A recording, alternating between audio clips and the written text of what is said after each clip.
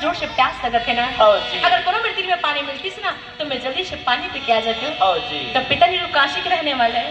वो काशीपुरी की रही है भैया, और सब मालूम है कति में तरिया है कि नदिया है कि कुआं है कि बावली है। पिता नीरू कितनी माँ जब तोरा जोर से प्यास लगत है ना तो ये मेरे दिल में लहर तालाब है वो। हाँ जी। ते जल्दी जा लहर तालाब से पानी पी के आ जाबे। हाँ। मैं तो में चाहिए मैं गोरत हूँ। हाँ जी। पिता नीरू पेड़ के से हम सुटावत बैठी गए हाँ। और माता नी में पानी पिए बर लहर तालाब में जाते हैं। हाँ जी। तो लहर तालाब के अंदर में अनंत कमल फूल में सदगुरु कबीर साहब जी बालक के रूप बना के खेलत है। हाँ। अब नीमन एकदम जोर से प्यास लगत रहा है। हाँ जी। और लहर तालाब में जाते साथ हाँ। पसरे पानी उठा को पानी पहुंच कहत रहा है। तब के मेरे माता नीमा है तिन हां अगर झकले बालक लगेगा